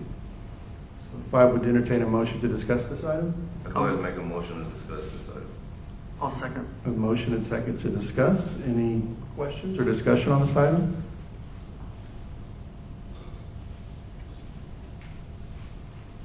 Mayor, on this one, they can go back to the way they As did before. approved. Yes, sir. Yes, sir. If there's no further questions or discussion, are there any applicants with this, Ms. Nunez? Suzanne, would you like to come forward and speak? You're welcome to, or you're welcome to stay in your seat, either way. Thank you. Are there any other Parks Board members with us this evening? I don't see any. I think it's just Ms. Nunez. If there's no further discussion or questions, I would entertain a motion at this point. I'll make a motion to nominate Ms. Suzanne Nunez. We have a motion from Councilmember Douglas. I'll second it. And we have a second from Councilmember Rodriguez. Mr. Lynn, if you'll call the roll. Councilor Schultz. Yes. Councilor Parker. Yes. Councilor Sines. Yes. Councilor Rodriguez. Yes. Councilor Douglas. Yes. All in favor? All voted in favor. Motion carries. Suzanne, thank you very much. We appreciate your service on this important committee. Thank you. Item number 18, consideration and possible action on selecting an engineering/architectural firm for engineering and architectural services to be performed regarding the City of Kennedy Convention Center and authorizing the city manager to enter into professional services agreement, PSA, with the selected firm. Mr. Lynn, do you have a presentation? You want to open it first, Mayor? Yes. Can I have a motion to discuss this item? I'll make a motion that we consider agenda item 18. I'll second. We have a motion and second. Mr. Lynn? Thank you, Mayor.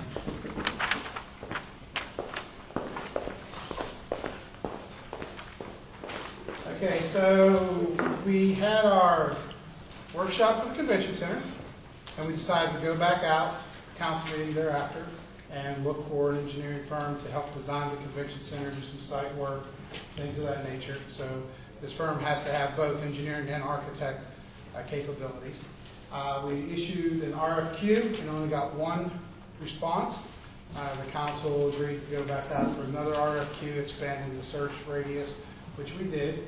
We ended up with a total of 3, counting the original respondent to the original RFQ. In your packets is a little sheet that I did up for you guys, just some basic things about each of the organizations, just to give you a little bit of a brief overview of them. Raleigh, McCoy and Associates, they were the ones who responded initially. They have over 26 years experience. They do have both architect and engineering services available to them. They do have convention center or community center experience, which is what we're looking for. They did meet all the RFQ requirements, and they did submit on time. In the notes that I have over here, just a little basic things. They have some current projects, because recent experience, but they didn't give any financial data on them. They are familiar with our area. They're based in Victoria, and they have several projects going around. One of the things that I saw that jumped out at me that was very impressive, you can be based in a town, and you can be very large, and you can be doing business everywhere but your own backyard. If you're doing a lot of business in your own backyard, that means you have a good reputation in your own community. And they have done quite a few projects in Victoria. So they are very well known. They did not have any canceled projects or any claims that were listed in their RFQ. That's something that's important there. The other organization was Carlson, Noonan, Rittman, and Garcia. They have 25 years experience. They do have those services available to them. They have convention and community center experience. They met all the requirements of the RFQ, and they did submit on time. They only listed in their RFQ one community center or convention center project, roughly of about 6,200 square foot, and the project cost on that was about $1.5 million. They do some projects in San Antonio, but there's no projects that are listed closer to Kenedy than San Antonio, and they're based out of Pelotas. They had no canceled projects in their RFQ, but they did list one claim that was settled. So, just notes on that. And then WKMC Architects, they've been in business for over 68 years. They do have both services, architectural and engineering, available to them. They do have convention center and community center experience. They met the RFQ requirements, and they did submit online.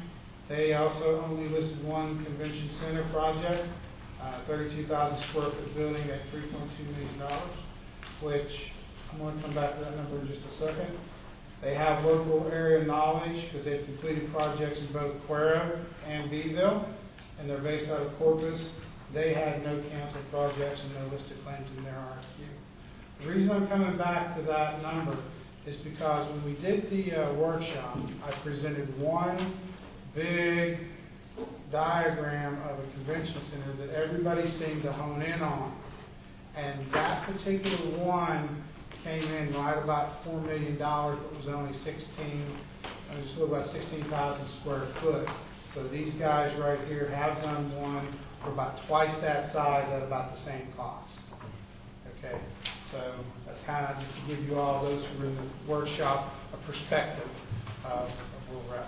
So So at this point, all we're looking to do tonight is to agree on which one of these we would like to take this project on, if any of them. And then if we do select one, the process would be that we would put them and get a PSA signed for this project, and then we would soon, after the next council meeting in June, schedule a workshop for the convention center, and we would invite these guys into that workshop so that we can discuss things with them and kind of give them the direction, the way the council and the residents would like to see this go. So. I have a quick question. Yes, sir. Refresh my memory, because I can't remember what did any of these three, were they the one that bid? No, sir. Okay. No. I didn't think so, because I was like, these all look different. Yes, yeah. None of these three individuals have done any of the designs that I showed you guys at that workshop. So these are all three brand new individuals.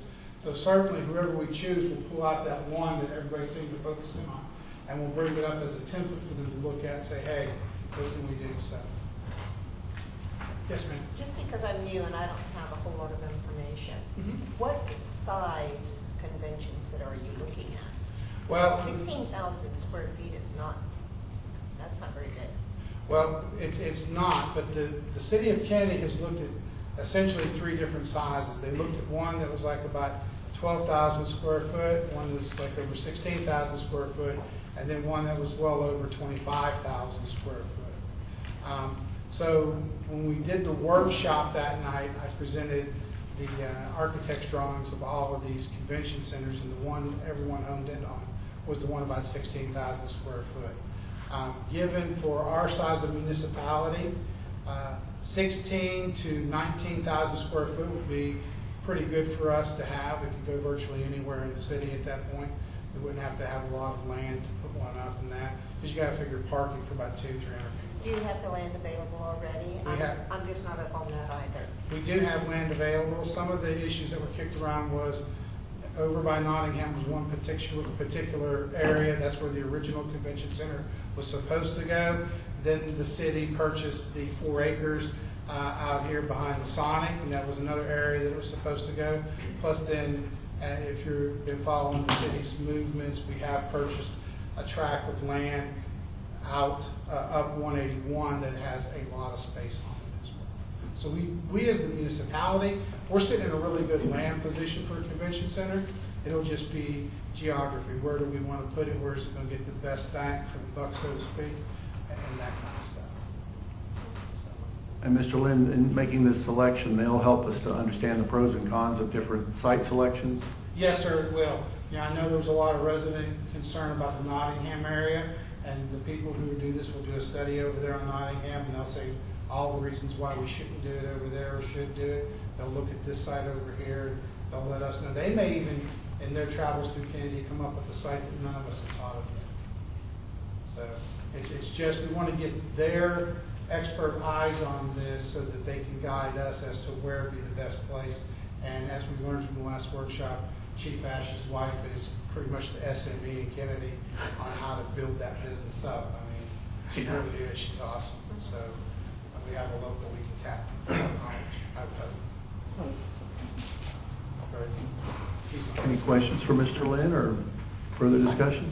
I looked at all three of these over the weekend. This is just my opinion, but the one that stuck out to me, like Mr. Lynn mentioned, was Raleigh McCoy. If you haven't been to UHV or their new campus, they did a really good job of basically expanding their university right where they're at. That's kind of the thing that I honed in on, because like Mr. Lynn said, we have 3 pieces of land where we could put one. They may come in and say, well, we have a better idea. And I mean, I think what they did with UHV was really, really, really good. I mean, all three looked like they would do a great job, but I kind of got stuck on Raleigh McCoy. Mr. Lynn, is there one that you would recommend above the others? As the city manager, if you're asking for my recommendation, I'd go Raleigh McCoy. That'd be my recommendation to the council. Any further questions or discussion from the council? Thank you.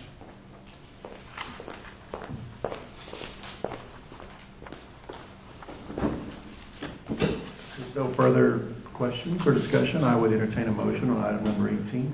I'll make a motion that we select Raleigh, McCoy and Associates, PLLC, for engineering and architectural services to be performed regarding the City of Kennedy Convention Center and authorizing the city manager to enter into a professional services agreement with the selected firm. I'll second that. We have a motion from Councilmember Douglas and a second from Councilmember Sines. Mr. Lynn, if you'll call the roll. Councilor Schultz, Yes. Councilor Parker, Yes. Councilor Sines, Yes. Councilor Rodriguez, No. Councilor Douglas. Yes. 4 in favor, 1 no. Motion carries 4 in favor, 1 opposed. Item number 19, consideration and possible action in regard to an update pertaining to the agreement for fire protection services between the City of Kennedy and the Kennedy Volunteer Fire Department. The presenter on this is our City Attorney, Ms. Alessandra Gadd. Welcome, Ms. Gadd. Good evening. So I have worked on the agreement pursuant to the workshop that the city had on April 27th.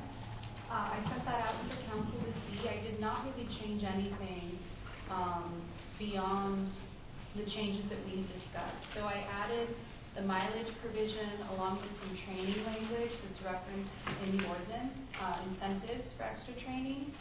I also had added some equipment language. You know, there were concerns about the fire truck perhaps being parked in places that people questioned, what was going on or whatever else. So there's some language added there that gives the authority to do that while on duty, in the course of duty. And I worked off of the draft that we had already had on file from the previous law firm, and kind of changed things for clarity, as well as those additions that we discussed in the workshop, and adding some standard just boilerplate language, like severability and other things. The provision that I wanted a little bit of input on, it was there, and I think that it's prudent to discuss, and I'm not sure what the norm is that the city has done, is just, and the other part that I did add before I forget is that the city finance clerk will be working with the fire department for their books, so that's also in the agreement. The part that I would like some input on is the provision regarding the fire truck insurance. I don't know, this is what the city owns. I don't know if the city would want some sort of reimbursement, or that's really me just not knowing how it is done and what the city would want. So that was kind of the main issue that I wanted to bring up today, to be, nailed down in the agreement. Then of course, anything else that you guys have seen within the agreement that you'd like changed, or anything that I might have forgotten that you would like added. Well, the equipment belongs to the city. All the trucks and pumpers and fire trucks, everything belongs to the city, so we should be responsible for the insurance. Right. Normally what we would do in that situation is when we write their budget, then we have the insurance line items on their budget, so it comes out of it gets allocated to their budget. And the only requirement that I would see there is that they're active members of the fire department to be able to operate these pieces of equipment. They're responsible for those trucks and all the equipment in the fire building.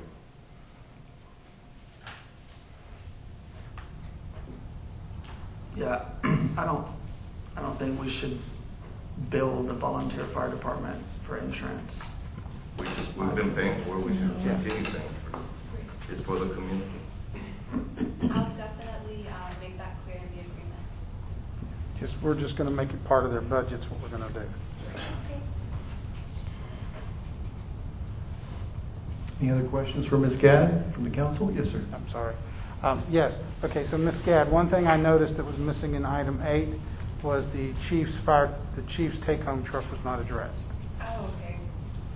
That needs to be addressed like we discussed, please. I will also add that. And yeah, that's pretty much it. That was the only thing I saw. That's the bottom of the agreement, Matt, because the chief is different. Yeah. She'll change it to Chief Brian. This is just a rough draft for us to go over tonight, so. But good catch. Thank you.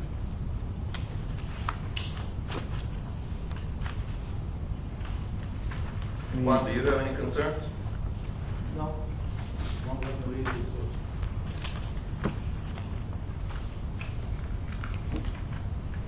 Any further questions for Ms. Gadd or discussion on this item?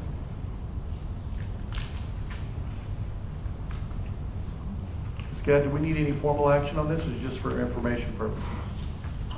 Because I am just sort of going back and you guys had approved the agreement to begin with, this is just discussion for me to make the changes as we go forward for the agreement before it's signed.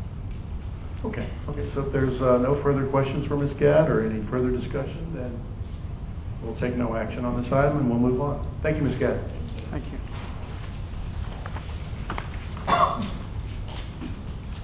Item number 20, consideration and possible action in regard to appointing a mayor pro tem. And the presenter is shown as City Council. This is my first one, Mr. Lynn. You might help guide me through the process.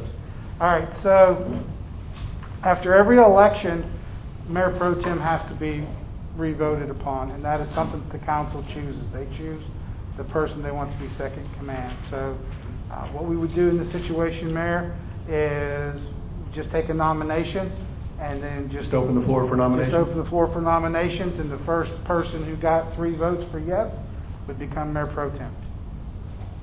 Okay. Any further questions for Mr. Lynn on this item or discussion? Is there anyone that wants to be the mayor pro tem? Because Councilor Sines and Councilor Rodriguez have the most experience, so just my opinion. Anybody? Look at me. It's up to the council. Okay. Any further discussion or questions before we open the floor for motions? If not, then I'll open the floor for motions. I'll make a motion to nominate Councilor Sines as mayor pro tem. Councilmember Douglas made a motion to nominate Councilmember Sines as mayor pro tem. Is there a second? I'll second. Second from Councilmember Parker. Mr. Lynn, if you'll call the roll. Councilor Schultz. Yes. Councilor Parker. Yes. Councilor Sines. I'll abstain. Councilor Rodriguez. Yes. Councilor Douglas. Yes. 4-4, 1 abstention. Motion carries with 4 votes in favor and 1 abstention. Welcome, Councilmember, Mayor Pro Tem Sines.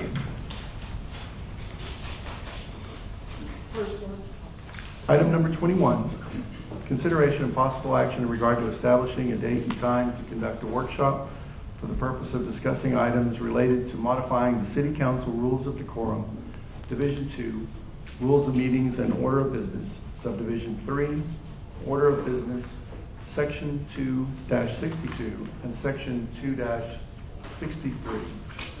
The requesters on this are Councilor Douglas and myself. One thing I wanted to note before we, actually, could I get a motion to discuss the item at this point? I'll make a motion to discuss agenda item 21. I'll second. We have a motion and second.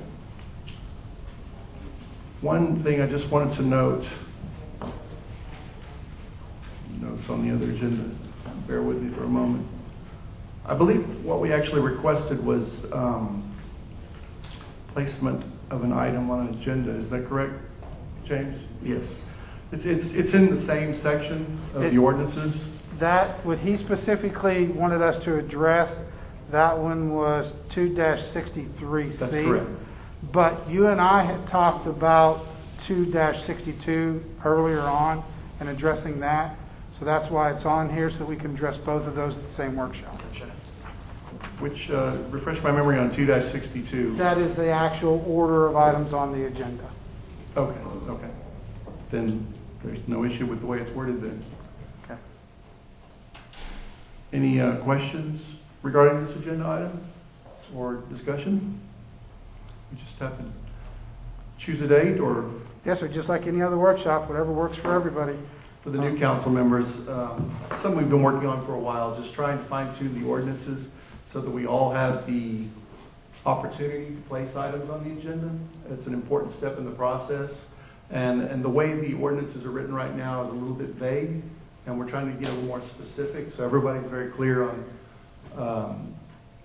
how we best want the ordinance worded. So this workshop will be a single topic workshop.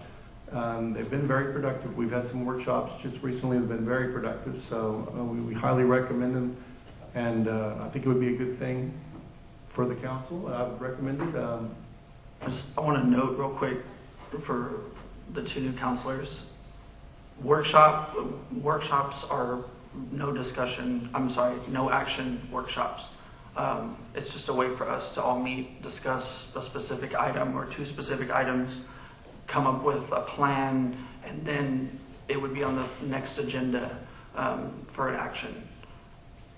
The idea is to reach a consensus together for a change in the city ordinance. And would Ms. Gadd attend this workshop, Mr. Lynn? That would be at the council's discretion if you all would like her. I'm sure she wouldn't mind.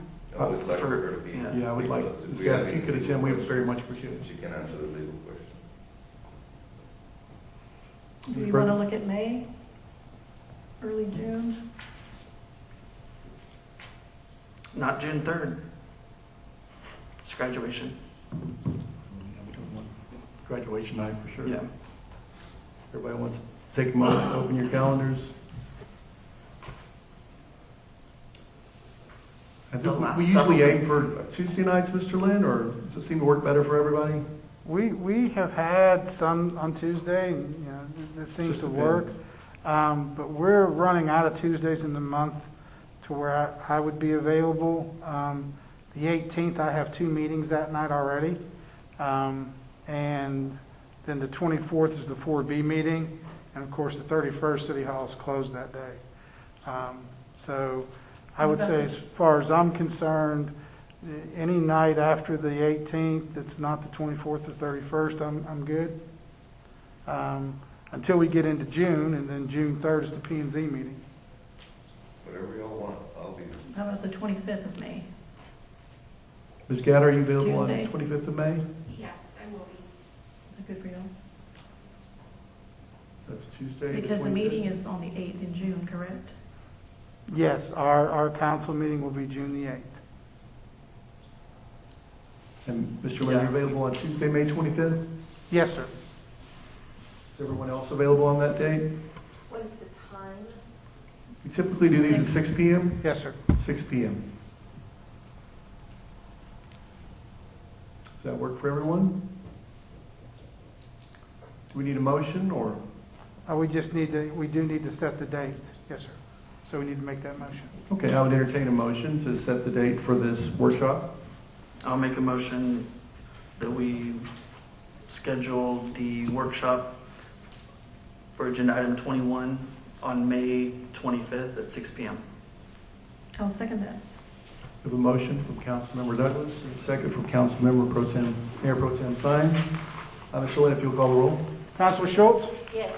Councilor Parker? Yes. Councilor Sines? Yes. Councilor Rodriguez? Yes. Councilor Douglas? Yes. All in favor? All voted in favor, motion carries. Please put this in your calendar. Next item on the agenda is item number 22, items to consider for placement on future agendas. Does anyone have any items to consider for placement on future agendas at this time?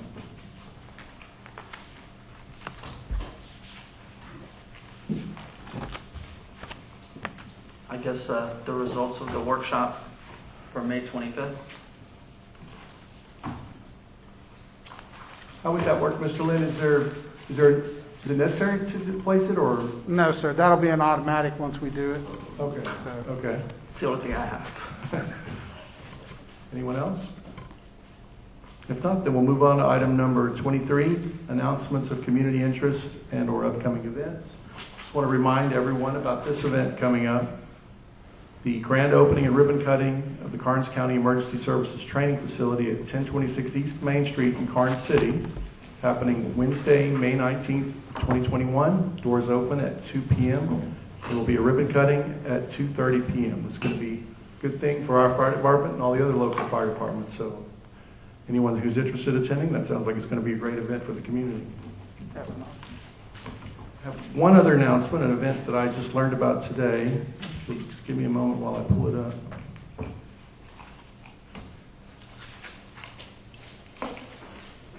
is a Farmers to Families food box pickup event.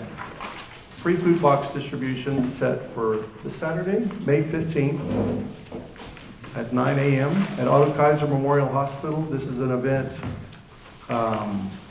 provided by the USDA and the Farmers to Family program.